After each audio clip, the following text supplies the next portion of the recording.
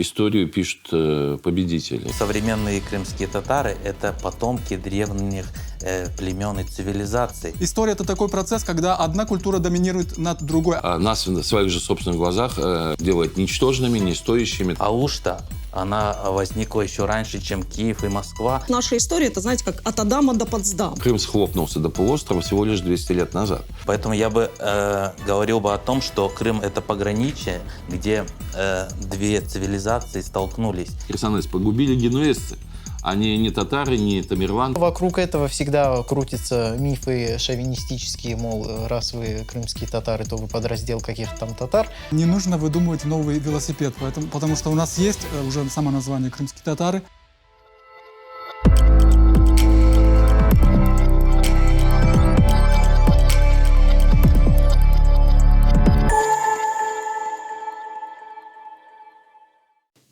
Салям алейкум, это очередной проект «Миркец», и сегодня мы снова говорим на тему крымско-татарской истории, о ее дискуссионных и спорных моментах, о том, что составляет событийное поле, историческое событийное поле крымских татар. Надырбей, мой первый вопрос будет все-таки к вам. Символические границы крымско-татарской идентичности, как бы вы их сформулировали, как бы вы их описали? Ну, если брать почему-то не геометрические, так сказать, и не географические, то это наследие Золотой Орды и в определенной мере с какими-то вкраплениями османской культуры и, разумеется, всех тех автохтонных и европейских групп этнических, которые побывали на территории Крыма и вошли в состав крымских татар. Но когда я говорю «Золотая Орда», надо понимать, что Золотая Орда – это продолжение Дэшти Кипчака и дальше, и дальше. Которое обычно возникает в головах, Нет, да? Безусловно, да. Это и Дэшти Кипчак, это и тюркский каганат, это и скифы там ранее. Потому что Золотая Орда, она была тоже не на пустом месте, а это был этап в развитии такой вот сложной очень западно-тюркской идентичности. Не вся история для крымских татар, даже самих крымских татар, легитимизирована. Да? То есть не все этапы нашего исторического процесса, ну, скажем так, удобно уместились в наших головах. То есть мы не все верим в то, что мы наследники больших и таких пластов культуры. Ну, есть избитое выражение, я не помню, кто его автор, но совершенно верное, что историю пишут победители. И после разгрома Крымского ханства, по сути говоря, ну, так скажем, официальное историческое сознание крымских татар формировалось сначала Российской империей, потом Советской империей, потом кем угодно, кроме самих крымских татар. Все-таки средний человек не ходит в археологические экспедиции, не проводит филологические исследования, замеры там, антропологических параметров и так далее. Он читает школьный учебник, он его слушает, и в меру того, что он может сравнить со своими впечатлениями, а что могло последнее поколение крымских татар или два сравнить? Жизнь в Средней Азии, да? И вот, ну, возвращение в Крым. Когда ему говорят о событиях 500-летней давности, он может с чем-то не соглашаться в отношении того, что там 20, 30, 50 лет происходило. А что он может сказать о событиях 500-летней давности, когда в него это трамбует. Поэтому ну, никакой загадки в этом нет. Это абсолютно понятное, мотивированное психологическое и интеллектуальное насилие. Вы правильно сказали, мы должны легитимизировать нашу историю. Поскольку мы знаем нашу историю по тем источникам, которые нам преподносят. Мы не знаем историю сами, мы сами не докапываемся до сути истории. Мы знаем историю мы должны знать историю по археологическим изысканиям, по изучению письменных памятников в первую очередь, поскольку письменность, язык – это очень богатое наследие крымских татар. И именно по этим письменным источникам, памятникам можно судить об истории крымских татар. Мы не должны ограничить историю Крыма только лишь Крымским полуостровом. Это история намного шире. Это история... Абсолютно. Вот это очень важно. Ключевое, да? Это прямо это ключевое, история. Да. История Крыма и крымских татар должна быть обязательно включена в общий исторический контекст. Да. Без этого там это... Поскольку все тюркские народы произошли из Алтая, алтайская цивилизация, она сыграла большую роль в развитии тюркских, в генезисе тюркских народов.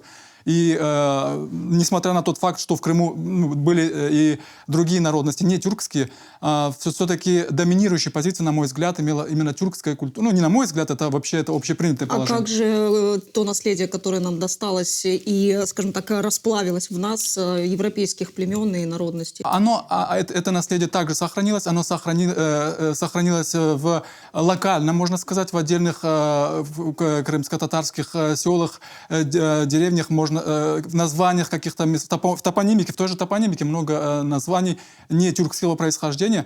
Но это факт, это тоже достояние нашей культуры, но все-таки история — это такой процесс, когда одна культура доминирует над другой, один этнос доминирует над другим этносом. И тот сплав, который происходил именно на Крымском полуострове, он сформировал именно наш народ в таком более обширном понятии, масштабном представлении. И мы сложились как политическая нация именно уже в более поздние периоды. Но, тем не менее, достояние тех народов, этносов проживали в Крыму, оно не утратило свою актуальность и по сей день и для историков, и для всех. У меня еще такой вопрос к вам, коллеги. У меня вообще есть такое ощущение, что когда мы говорим о крымско-татарской истории, да и вообще об истории, у нас вот такая хронология событий, да, то есть мы не успеваем осмысливать или не задумываемся о том, как те или иные явления несут какой-то, скажем, культурный дух, да, или духовный потенциал. То есть наша история, это, знаете, как от Адама до Потсдама, да, вот некая череда каких-то событий и не более того. Что с этим делать? Значит, я хотел бы немного дополнить то, что сказали коллеги. Я немного не так делю историю Крыма. Все-таки я сохраняю паритет. То есть Крым — это горы и степи. Крым — это пограничие между Западом и Востоком. И так однозначно говорить, что доминировала, допустим, только степная цивилизация, это будет неправильно. Потому что на протяжении нескольких тысячелетий мы видим влияние Средиземноморья на Крыму. И если мы возьмем нашу материальную культуру, допустим, там Хоран, Хадырлес, я не знаю, и много чего еще, то это влияние Средиземноморья на нас. Поэтому я бы говорил бы о том, что Крым — это пограничие, где две цивилизации столкнулись. И мы можем видеть то, что в Крыму в зависимости от какой зоны, степная, горная или южнобережная, мы видим то или иное соотношение влияния двух цивилизаций. Доминирование. Доминирование, да. И все это сохранилось до сегодняшнего времени. Не зря еще в древности тот же Геродот делил, что в Крыму есть тавры и скифы. Значит, в более позднее время, то есть таты горные, таты южнобережные и степные жители Крыма. Поэтому я считаю, что нашему народу надо говорить не только о, так скажем, тюркском доминировании. Тем более тюрки — это же в Алтае за сколько там, 5-6 тысяч километров от нас. Расстояние имеет значение в этом смысле для истории? Расстояние имеет значение, да. Поэтому, мне кажется, нашему народу нужно смотреть на все этапы. То есть крымские татары при Римской империи, что было. Крымские татары до Римской империи. Крымские татары во время Османской империи, что происходило. Потому что каждый из нас представляет тот или иной регион, знает локальную историю своего региона. Допустим, Алушта, она возникла еще раньше, чем Киев и Москва. Еще в VI веке упоминают о постройке. У нас очень древние здесь корни, и мы, как дети этой земли, мы должны заботиться о каждом этапе заботиться о земле и о каждом этапе истории нашего региона. Фатбей, материальная культура крымских татар, вот насколько она явствует, насколько она свидетельствует о том многообразии полиэтническом, в котором мы, собственно говоря, и представляем? Ну, я в целом абсолютно согласен, что нельзя ограничиваться только Крымом, и это касается не только тюркских народов и не только тюркской вообще цивилизации. Например, то, чем я специализированно занимаюсь, это музыкальный фольклор. Музыкальный фольклор абсолютно категорически нельзя воспринимать только в пределах Крыма, потому что его ареал намного дальше. И он идет, в основном он идет по своей структуре на Черноморское побережье и на Средиземноморское побережье. Вплоть до того, что одни и те же обороты музыкальные, одни и те же приемы. То есть вот эта система, которая в Османской империи была взята изначально из Ближнего Востока, макоматная система, она вплелась в музыкальную культуру, и мы приходим к тому, что даже путь, по которому пошла крымско-татарская музыка, и путь, по которому пошла не османская столичная музыка, а музыка балканских народов, они шли параллельно. То есть Крым — это такой сложный регион, который в культурном плане наследует византийское золотное шитье, например. Культура Южного берега и Центрального Крыма, даже по изучению костюмов, она не связана с, например, с казанско-татарским костюмом. Крой банально называется левантийским платьем. Это византийское крой одежды, который заимствован потом турками, османами, и который был в Крыму. Но, естественно, степной регион имел свои особенности, но это не значит, что он повторял точно ту же культуру, которая есть у других тюркских народов.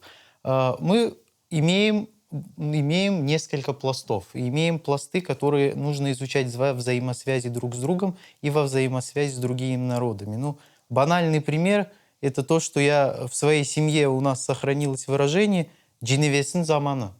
И я очень долго догадывался, никто мне не мог объяснить, кто такой Джиневес, почему мы вспоминаем его времена как что-то очень древнее. А потом, когда я начал смотреть словари и смотреть топонимику, Джиневес хая, Джиневес — это генуэз. То есть спустя 600 лет после того, как генуэзцы здесь не имеют какого-то образования своего государственного, да, и статуса политического статуса и культурного. политической нации, да, с тех пор, когда это стало кефинским иолетом, стало Турецкой империей, наш народ до сих пор помнит, что были генуэзские времена, причем помнит это в регионе Альминском, который к генуэзцам имеет вообще никакого отношения, практически не имеет, это Центральный Крым. И точно так же в любом элементе материальной культуры. Это всегда синтез, это всегда комплекс, и это всегда очень, очень большое разнообразие и очень большое различие по региону. Драга, транзитный полуостров, вот в чем его особенность? Спасибо за вопрос. Вот как раз, входя в этот вопрос, я хочу такую странную вещь сделать. Значит, возразив всем, со всеми согласиться. Уникально. Я здесь сижу и слушаю. Значит, дело в том, что Крым, нынешний, как известно, как полуостров, это не Крым исторический. Поэтому, если мы говорим о крымско-татарской культуре, то нельзя не принимать во внимание, что, в общем-то, Крым схлопнулся до полуострова всего лишь 200 лет назад. Всего лишь 200 лет назад. Крымско-татарское или шире крымское культурное наследие, оно вообще-то занимает место от Поволжья до, условно, до Дуная, и Северный Кавказ. Поэтому, значит, я абсолютно согласен с распределением где-то, почти один в один по полуострову, но мы, опять-таки, тут я абсолютно согласен, не можем понять, что происходило на полуострове, если не берем более широкий контекст, и с Средиземноморьем и всем остальным я тоже согласен. Когда мы говорим о том, что, опять я хочу возразить, что не тюркская культура, не татарская культура, она не просто существует в виде локальных культур, там, на побережье, в Алуши, где бы то ни было, да, она присутствует во всей крымско-татарской культуре, пронизывает ее. Есть действительно региональные особенности, а есть вообще особенности крымско-татарской культуры по сравнению с османской, скажем, турецкой, по сравнению с культурой и антропогенезом, допустим, поволжских татар. Потому и есть крымские татары, которые отличаются от поволжских, астраханских, сибирских и так далее, от нагаев в чистом виде, не просто тем, что там есть отдельное поселение, потомки тавров, допустим, или алан и так далее, а просто потому, что таврское и аланское усвоено всем в той или иной степени крымско-татарским народом, который в целом это культурное своеобразие дает по сравнению с любым другим тюркским народом, даже близко родственным. Условно, лицо крымско-татарской культуры отличается от лица татарской культуры, или астраханской культуры и так далее. В целом, не просто по зонам, а в целом. Поэтому тут все нормально ложится вы говорили относительно транзита, это как раз, конечно, транзит, потому что Потому что, сейчас я интересную вещь скажу, она меня давно мучила. Ну, вот тут мне Опять интрига историческая. Да. Ну, вот тут про дождевецкие времена сказали. Я скажу интереснее вещь. Значит, я специально говорил с филологами, вот тут Рифат Эфенди сидит. Вот это у нас, я не знаю, как это правильно называется, наречие, там, служебное слово, да, кемер-заман. Кемерде. Совершенно верно. Понимаете, в других тюркских языках не встречается. Я у турок искал, там у азербайджанцев нету кемер-заман. То есть у них в истории этого этапа нет. Слова нету, потому что нет этого этапа в истории, понимаете? И вот уже кемер-заман, который сейчас звучит как, некогда, да, при царе Горохе, собственно говоря. Но кемерде, она там иногда трансформировалась, она, в принципе, на мой взгляд, очень логично уходит во время. И в этом смысле я, конечно, не могу согласиться с таким словоупотреблением, как крымские татары там, времен Римской империи. Конечно, в условиях Римской империи, или там в эти времена, крымских татар, как вот этого нынешней нации, не существовало. Но опять-таки, совершенно согласен с Рифат Эфенди, что крымские татары, прежде всего, вообще, Крымское ханство, оно было полиэтническим государством. Многонациональным, если хотите. Причем не только в смысле, что крымские татары, там, армяне, кипчаки там, и остальные. Нет, а в рамках, сами это были. Результат. И это результат. И это политическая нация, прежде всего, вот как часть бывшей Золотой Орды. И, в принципе, процесс этногенеза крымских татар с момента крушения Крымского ханства, он не остановился, не закончился. Несмотря на страшные потери геноцидного такого всякого мухаджиры, беженцы и так далее, на самом деле шел процесс консолидации крымско-татарской нации, в том числе в условиях депортации. Вот. И это все, и вот эти региональные особенности и так далее, они все больше превращались как бы в общее достояние. Не в достояние Алуши там, или Керчи, а в общее крымско-татарское Ну, о последствиях достояние. депортации мы еще поговорим, потому что там свои интересные нюансы есть. Рифат Бей, скажите, пожалуйста, вот мы плавно подходим к Крымскому ханству, да, почему? Потому что, мне кажется, это та политическая институция, которая, собственно говоря, это важный этап для формирования вот той самой политической нации крымских татар. Да? Насколько оно, скажем так, объединило, насколько оно институционализировало вот все то полиэтническое сообщество, которое существовало в Крыму, и не только в Крыму? Безусловно, Крымское ханство – это основа, на которой держится крымско-татарская нация как политическая нация, как уже сформировавшаяся нация, которая... И здесь особенно важный момент, что Крымское ханство, оно не было новообразованным государством, оно являлось наследницей Золотой Орды, а та уже, в свою очередь, Дэште Кыпчака, как Надир Ага уже говорил. И именно тот стержень, на котором сформировалась государственность и нация, это, по моему мнению, это ислам, поскольку один из главных принципов ислама – это единство ума, единство общности народа. И поэтому народ сплочился вокруг определенных институциональных органов, и была уже сформирована политическая нация. Я даже еще хотел бы несколько реплик сказать по поводу предыдущих мыслей, что почему я вижу общность между крымскими татарами, не общность, а единые корни между крымскими татарами и тюркскими народами Азии или, там, допустим, пусть даже Европы, поскольку если мы посмотрим, взглянем на топонимику, то многие топонимические названия, которые встречаются на территории Крымского полуострова, пусть будет степная часть, пусть будет Ортай-Олак, средняя полоса, они встречаются и в других регионах, это и на Кавказе, и в Казахстане. При этом не нужно отрицать ту историю, которая была до исламского периода, до Золотой Орды, до Крымского ханства. Это, естественно, она была, но мы можем по ней судить только на основе той материальной культуры, которая сейчас обнаружена, или предыдущие эпохи обнаружены археологами. Это материалы быта, культуры и так далее. Но здесь также возникают многие вопросы. Вот многие сейчас деятели предлагают переименовать, например, Крым в Тавриду, Таврическую область. Да, есть такая история. Есть такая история, основываясь на том, что якобы в Крыму доминировала греческая культура. Да, доминировала греческая культура, и был автохтонный этнос тавры. Но тавры – это же само название, которое тавры себе не сами поставили, их нарек... Не само название, это название, которое они поставили. Тавры не было их самоназвания. Там не было их и никто не знает, как они называются. называются. И никто не знает. Таврами их называли греческие историки, поскольку был Таурус, это бык, культ быка. И поэтому, а что касается термина Крым, это уже Крым уже этот термин появился непосредственно от тех же татар, ну, крымских татар, как мы говорим. Вот мы затронули тот самый греческий миф. И, Надраган, ну тут опять к вам вопрос. Почему? Потому что вы как-то говорили о том, что Херсонес, собственно говоря, и вот эта вот вся культура, ну, скажем так, плавильного котла, которая произошла... Ну, херсонеситы — это не греки, уже через 3 века Вот. после высадки. Но вы говорили о том, что, собственно говоря, христианство и вот, собственно говоря, греческий миф — это родом из оттуда, что называется.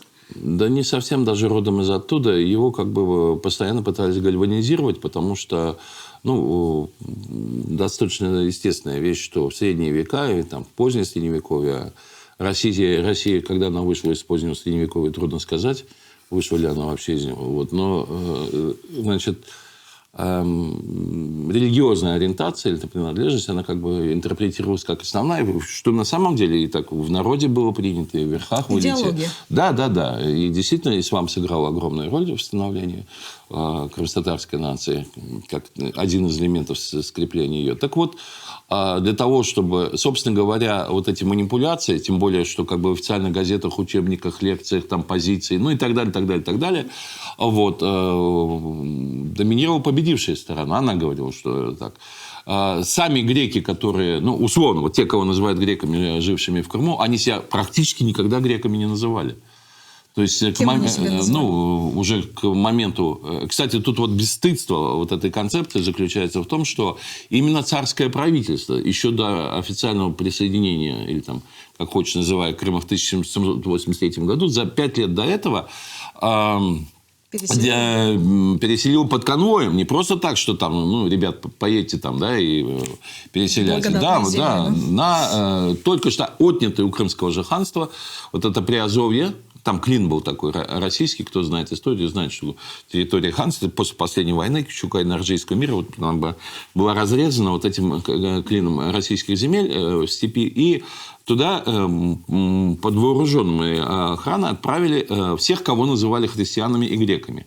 Но ни тогда, ни сейчас они себя греками не называют. Там было, ну, вот, те, как бы, условно-греческие группы, урумы, тюркоязычный народ, и румеи, то есть византийцы. Дело-то в том, что Византия – это слово, которое во времена Византии никогда не использовалось. Это было население Византии, себя называло себя румеями. И вот на этом фоне, конечно, греческие, сказать, православие, там, тудым-сюдым, там, от Херсонеса всякое такое, это надуманная версия, которая нужна была только для того... Это лишь часть истории. Ну, это часть истории в значительной степени надуманная, для того, чтобы сказать, что вот крымские татары и тюрки вообще в Крыму это нечто случайное, там вот была такая типа принесенная ветром, да, а вот тут есть такая кандовая, так сказать, греческая... Да, координатная что, ось. конечно, нет. Геребий, насколько этот греческий миф, христианский миф является частью нашей культуры? Насколько он прослеживается? Я бы так негативно не говорил бы про... Я не негативно. Потому я что нейтрально. Если мы, как говорят, по 3 русского найдешь татарина, а по 3 крымского татарина найдешь грека, да?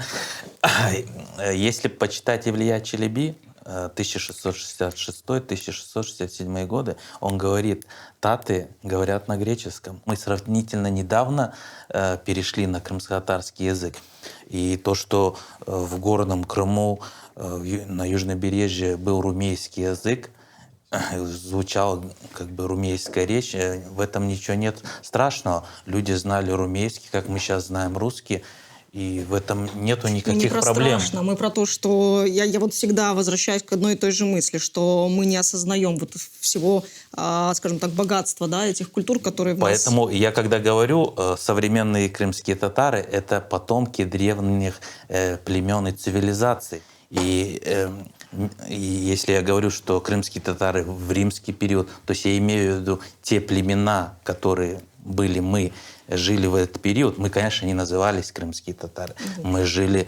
Вообще, если посмотреть в историю, крымские татары объединились в полуострове только после 1783 года.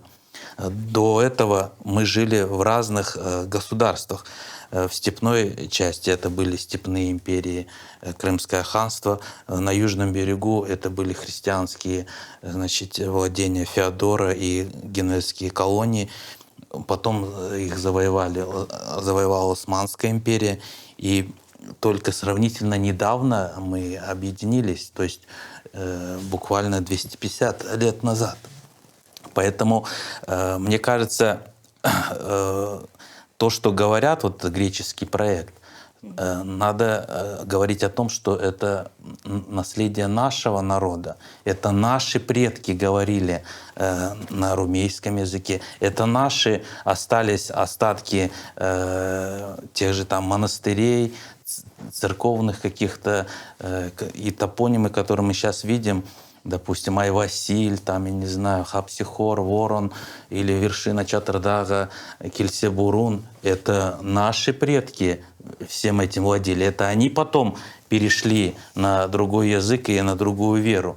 Мне кажется, мы ответственны за эту землю, мы должны знать все, что тут происходило. И, потому что в будущем мы должны как раз вот этот опыт, который был, он же проецируется на будущее, что если мы легко потеряли свою идентичность в прошлом, не факт, что мы через 20-30 лет потеряем сейчас свою крымско-татарскую идентичность и растворимся в большинстве крымчан и будем жить в этом проекте таком переселенческом, так скажем, потому что время идет, смешанные браки, рождаются новые поколения, язык у нас теряется, потому что наши старожилы, носители языка последние уходят. Носители вот этой культуры, кто будет дальше продолжать как бы передавать поколениям язык и культуру, их все меньше и меньше. И будущие поколения будут идти по направлению, так скажем, уходить от крымско-татарской тематики, растворяясь вот в больших проектах, да. То есть... Можно мне тоже возразить и согласиться? Да. У меня прям все время. Какая-то у вас позиция сегодня, дорога? Двусмысленная, да, согласен. Наверное, вот такая реакция вызвана тем, что это было сказано. Дело в том, что греческий миф и греческая, там, эллинская или там, византийская культура в Крыму – это две разные вещи. Поэтому и у тебя такая реакция не негативная. Не греческий миф и греческий проект – это политический проект. Крым был греческим, православным. Значит, захватчики татары пришли, помучили тут греков. Варвары. Да, вырвары, значит, их смести, сделать, Греция в ту эпоху, это при Екатерине чуть позже, это под властью Османской империи. Для начала освобождаем Крым, а потом, значит, вперед на проливы. Это политический и военно-политический проект, он существовал вплоть до русско-японской войны. Это не имеет отношения к истории и культуре Крыма как таковой. Я абсолютно согласен с тем, что Крым впитал и эллинскую культуру, и более позднюю румейскую культуру. Я абсолютно согласен с тем, что таты говорят на румейском языке. Это подтверждается нынешними отношениями между румами. Это абсолютно верно. Но я против того, чтобы считать, что те, кого сейчас в Крыму называют таты, или там вот даже те румеи, которые сейчас в Приазовье, что они, как сказать, сохранившиеся в пробирке образцы, там, скажем, древнеэллинского, там, в антропологическом плане, в культурном, языковом, это был уже микс. К моменту, когда Крым был присоединен к России, и как бы поводом к депортации христиан из Крыма было то, что их называли румеями и греками, они сами себя называли, греками даже называли, в то время как это был уже микс между румеями и вот как раз местными народами. Возможно, и таврами и так далее. Безусловно, это часть нашей культуры. Безусловно, ее надо хранить. Безусловно, надо ее холить, лелеять, изучать и так далее. Вот. И еще я хочу сказать, что тоже я согласен. Вот это... сейчас я, наверное, скажу, мне Рифат чем-нибудь там, как Жириновский, в лицо... Там, нет, это не наш формат. Мне не очень нравится концепция современного литературного крымско-татарского языка. Потому что она... Что именно вам не нравится? А потому что она такая, знаешь, железобетонная. Во-первых, значит... действительно так получилось, что литературным языком владеет меньше людей, чем остатками своих там еще каких-то говоров, диалектов. Так вместо того, чтобы точно так же, как вцепиться в эту румейскую культуру и сказать, ну что ж там такое, вот мы же без этого.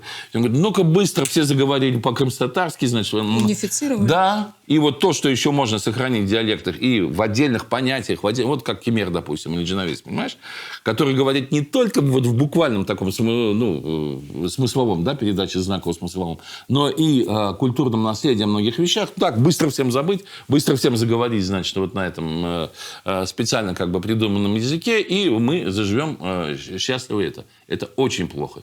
Беречь надо диалекты. И то, что люди говорят вживую на диалекте, а не только на учебнике написано. То самое свидетельство-то нашего абсолютно многообразия. верно. Да. Да. Да. И вот это тоже надо и закреплять не меньше, чем... Фиксировать и говорить громко. Видишь, Да? как я умею совсем соглашаться. Да, Вот я в все не концовке. поражаюсь вашей позиции. Меня просто вот, да, радует, скажу честно. Рифат-бей, вот то самое вот многообразие, да, насколько оно играет вот в той самой материальной культуре. Вы у нас сегодня отвечаете за материальную культуру, поэтому вещайте. Многообразие колоссальное, потому что Крым — это настолько многообразный регион, когда 3 села — это одна культура, а соседние 4 уже другая. Иная абсолютно. Иная. Для этого нет, хоть сказать, таких предпосылок, как, например, это на Кавказе, когда просто горная цепь разделяет 2 народа.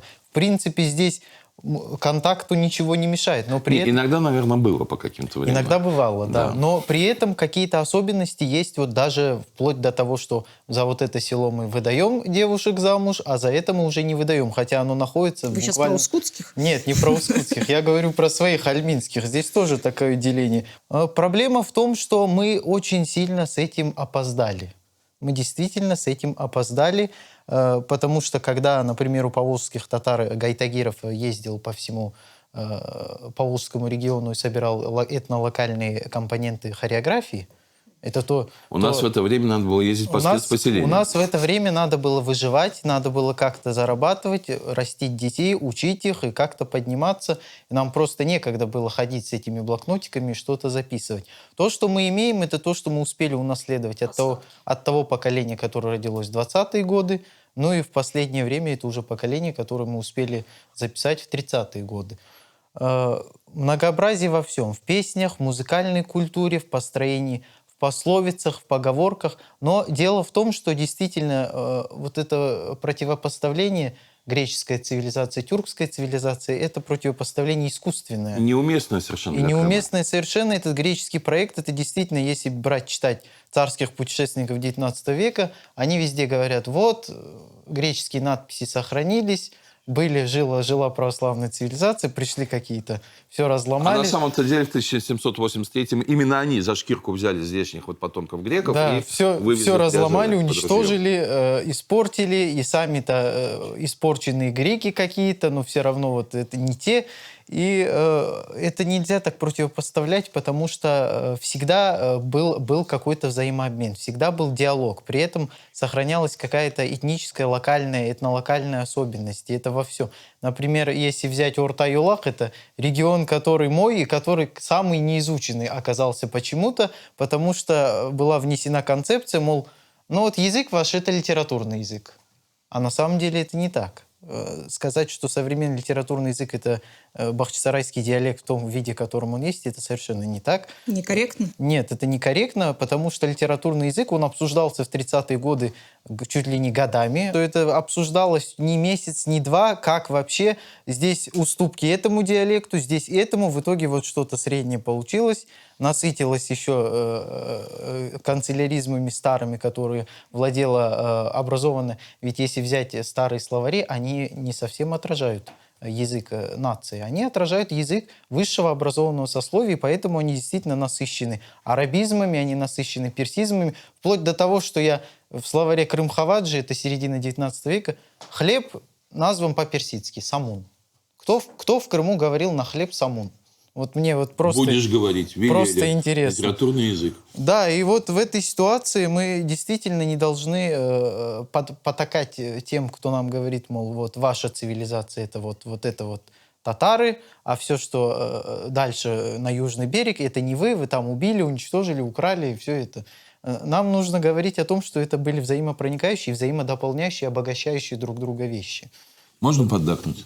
Опять? Да, ну вот Давайте. не могу. Значит, мало что там между соседними селами и так далее. Обратите внимание, насколько в Крыму, вот просто все, кто сейчас меня слышит, насколько для Крыма характерно деление сел на два.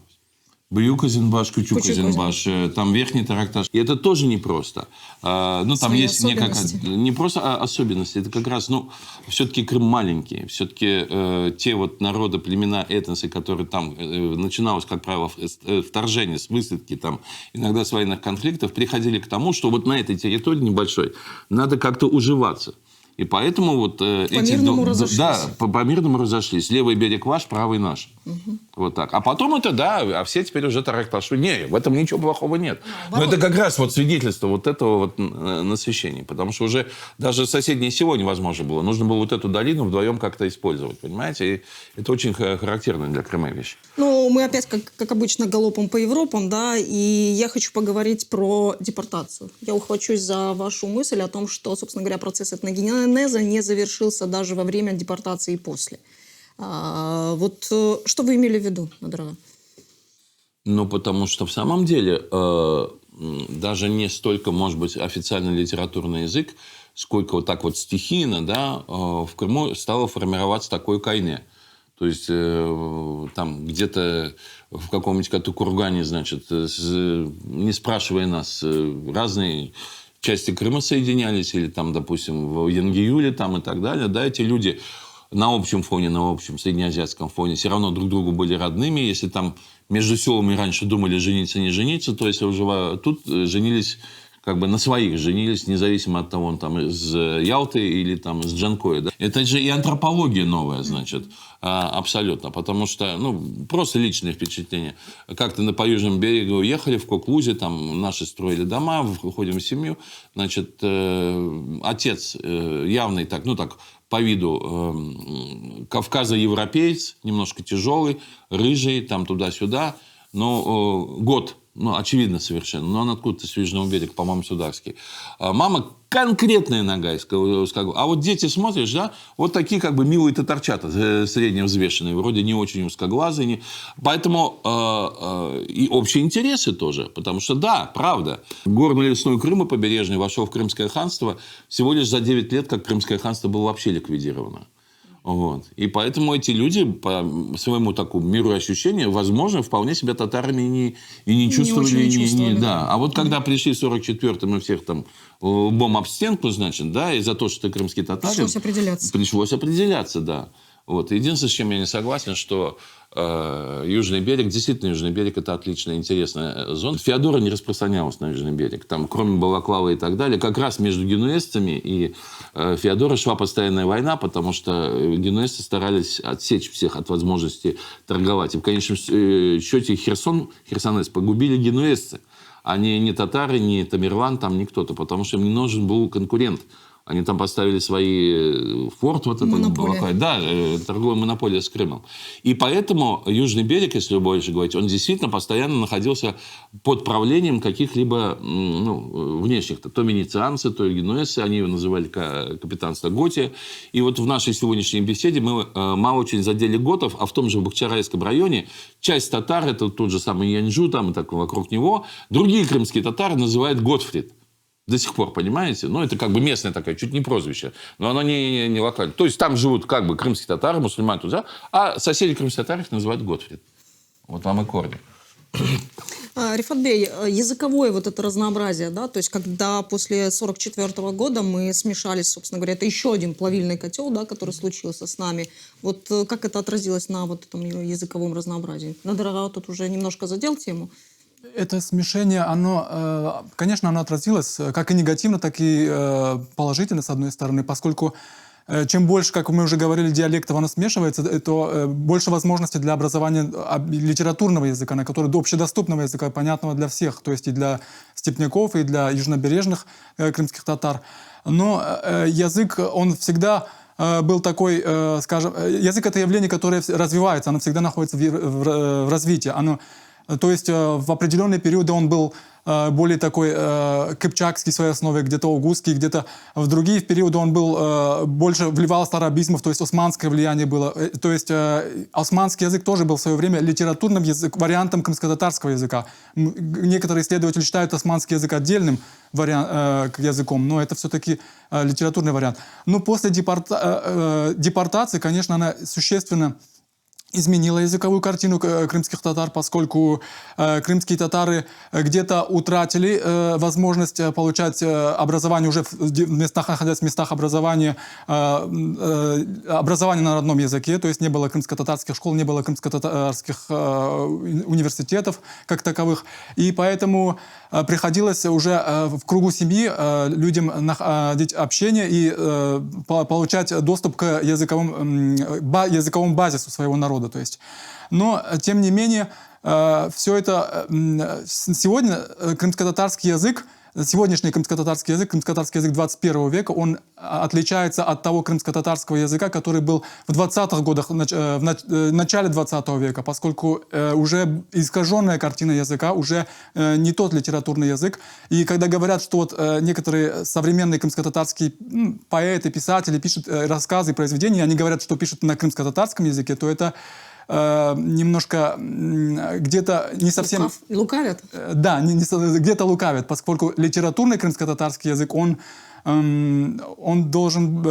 соответствует тем нормам, которые были приняты еще до войны, еще во времена Чобанзаде и других наших известных исследователей. И все-таки литературный язык — это явление такое, как я уже говорил, оно носит общедоступный характер, то есть для всех слоев населения, чтобы каждый человек понимал именно этот язык, доступ. Наше этническое разнообразие, да, вот это культурное разнообразие, что с ним сделала депортация? Мы потеряли вот тот уникальный опыт культурный, да, который, вот, собственно говоря, нам достался от того, что мы вот сформировались в разных частях Крыма? Или у нас еще есть какие-то... Значит, геноцид, который был совершен в отношении нашего народа, конечно, нанес очень огромный, так скажем, урон нашему народу. Если вот мы посмотрим, вот, допустим, Холокост привел к созданию Израиля, где они могут, значит, сохранить язык. Через трагедию они пришли. Да, и через поколение они сохраняют свою идентичность. У нас геноцид привел к тому, что мы, наоборот, не могли в СССР попасть в Крым, хотя жили в одном государстве, и нам не дают, значит, восстановить все те, так скажем, институты, которые у нас были. А как известно, значит, активисты движения всегда говорили о том, что только организованное возвращение в исторические места проживания и восстановления автономии может гарантировать дальнейшее существование нашего народа. То есть они понимали, что если каждый из нас вернется, я в Алуш, то вы там Ворон, Рифат в Альму, там, то это первая линия обороны, где мы снова будем все вместе жить и сохраним вот эту локальную идентичность, а автономия, которая будет гарантировать нашу уже, когда мы взаимодействуем друг с другом, будет гарантировать то, что в поколениях мы сохраним свою идентичность. Как известно, до 1944 года в Крыму владели крымско-татарским языком не только крымские татары, все население. И даже Горький носил тюбетейку, тахие. Это как был признак, вот как в Украине носят сейчас вышиванку. То есть это было уважение... территории. Да, уважение к тому, что я нахожусь на этой территории, это автономия крымских татар, и я уважаю как бы и язык этого народа. Значит, что нужно сделать, чтобы нам сохраниться сейчас? Мне кажется, нам нужно сохранять ту же структуру, которая была до войны. То есть, если люди хотят привязывать себя к территории, допустим, я представитель Степного Крыма, я Средней полосы, я, допустим, Южнобережья, пусть это сохранится. Это как один из линий обороны нашей идентичности. Если мы создадим словари степного региона, средней полосы Южнобережья, это неплохо. Но самое главное, нам необходимо в ближайшее время именно создать что-то подобное, что было у нас до 1944 года. То есть система образования должна быть восстановлена. Сеть школ, обязательное крымско-татарское знание языка. Вот эти атрибуты, они могут сохранить наше... Я тут попробую вам возразить, а может быть даже оппонировать. Мне кажется, что образовательная система подразумевает унификацию. Не столкнемся ли мы с той самой проблемой, против которой, ну не против которой, а, собственно говоря, риски которой вы, собственно говоря, обозначили, да, что мы потеряем вот тот самый опыт локальных культур. Локальные культуры у нас, к сожалению, уходят с носителями. Уже сейчас уходят. То есть проблема не в институте образовательном, современные а в поколения уже не владеют вот этими. Они частично просто могут быть, частично владеть этой информацией. Я выходец из степного Крыма, да, вот защищать как бы, ну вот, условно говоря, права степных крымских татар, или там как-то их представлять, я должен поехать в это село, да, значит, ну куда там, в школу попроситься или в сад яблоки собирать. Дело в том, что раз вот сейчас это вымирает поколение, раз мы теряем эти источники, самое срочное – это собрать вот это, все, что еще не ушло. Потому что остановить смену поколения мы не сможем. А реализовать это через государственную программу, ну, нереально. Нам не дадут, конечно. Ну что, совершенно сознательно не дадут. Именно для того и не дадут, чтобы нулем кончилось. А не просто потому, что не соображают.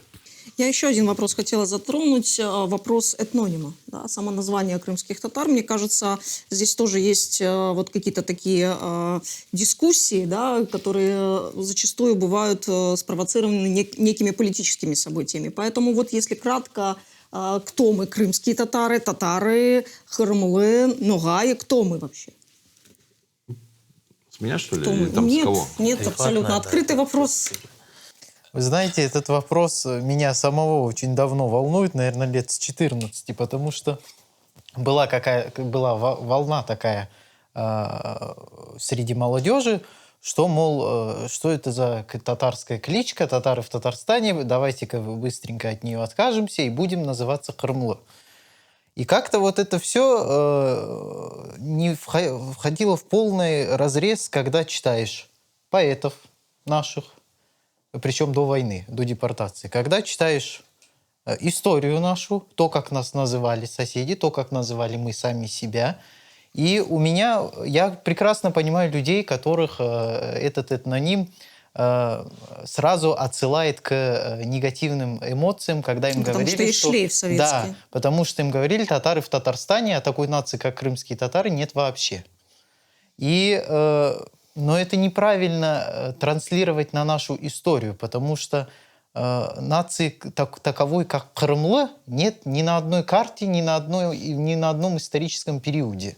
То есть, если мы сейчас от этого этнонима отказываемся, как мы будем потом людям объяснять, кто такие татары в ханских ярлыках, кто такие татары в государственных документах Османской империи, кто такие татары в поэзии. Как известно, в Дестане Тогайбей тоже крымские татары. То Кыпчак, то татар названы. Тут проблемы нет. Вместо татар написал Крымлы, и все складно. Ну да. То же самое стихотворение. Куда мы денем топонимы татар-Осман, татар-Кой? Это тоже, получается, кто-то какие-то там где-то. Крымлы, Осман, что-то, да. Отказаться от своей Да, истории, потом получается. Бекир Вапович Чобанзаде не то писал, Амдигир Айбай не то писал, и все вот это, весь этот пласт, просто и в том числе и после депортационный, мы останемся без него, нам придется говорить о ком это, что они все неграмотные, не знали, о чем писали, и все это. Мне кажется, Выход какой? Мне кажется, то название, которое у нас сейчас есть, под которым нас знает весь мир, да, крымские татары, оно самое оптимальное, самое приемлемое. Другой вопрос, что вокруг этого всегда крутятся мифы шовинистические, мол, раз вы крымские татары, то вы подраздел каких-то там татар. Но почему-то болгар не смущает то, что они называются народом, который жил за 1000 километров от них, В том числе и в Крыму. В том числе и в Крыму, и на Поволжье. Они же не говорят, ой, мы потомки местного оседлого балканского населения, а название болгар на нас наклеили пришлые булгары. И также везде. Выход тут один. Принять свой этноним таким, как он есть исторически, как он сформировался в конце концов, и изучать свою историю, чтобы вот эти вот все мифы, которые вокруг него летают, Естественным образом отвалились. да? отвалились. Потому что, ну, если тут разбираться действительно, кто как кого себя называет, Ногай называют себя по имени эмира Ногая, они тоже как-то к этому монгольскому чиновнику, наверное, имеют не очень такое прямое отношение, не являются его прямыми потомками. Не очень прямое, так, знаете, замысловатая фраза. Еребий, что скажете? И я тоже согласен с Рифатом, что сейчас не должна быть такая проблема с названием народа. То, что говорят там Тат, Ногай, но это больше как клички наши, такие местные. Субэтнические да. истории. Да? Если мы там чуть-чуть, можно сказать, друг другом шутим, так скажем, это не распространяется как бы на всех. А так крымские татары... только на Астов. этом, Да, это и есть наша. Рифат Бей, что скажете по этому поводу? Нам нужно прекратить все эти Моя позиция дискуссии. такова: не нужно выдумывать новый велосипед, потому что у нас есть уже само название крымские татары. Наверное, даже мы, как политическая нация, может быть, даже, я немножко поправлюсь, не сложились не в крымское ханство, а в период Челебеджи-хана, в период Курултая, когда был собран Курултай. Именно тогда мы уже получили широкое самоназвание, закрепили за собой крымские татары. Но я тоже поддерживаю, что термин «татары» — это естественный термин, который у нас существовал веками. И вот это не термин, навязанный нам русской историей, историографией, как нам трактуют сегодняшние историки. Это термин, который был. И даже использовался в как татары, без слова «крымские». Но крымский было уже слово добавлено в период Челебеджи-хана, чтобы подчеркнуть, что мы являемся именно коренным народом этой земли. То есть Привязка к территории. Привязка к территории, что именно подтверждает. И нет проблем. Если кто-то хочет себя называть Крымлы, пусть называет. Это как бы... Но при этом не нужно вычеркивать из истории, из учебников, из всего, что уже наработано, термин «крымские татары», поскольку это наше достояние. Через запятую? Крымские татары Хрымлы? Нет, я против этого. Скажем так, остановить эту дискуссию невозможно. Ну, это, в принципе, покушение на свободу слова, да. Но меня договориться можем? Боюсь, что нет. Меня несколько лет назад вынудили внимательно изучить эту тему всеми возможными способами. Я проанализировал все аргументы, которые приводят сторонники Крыма. И, скажем, самый первый аргумент, что они плохо знают крымско-татарский язык.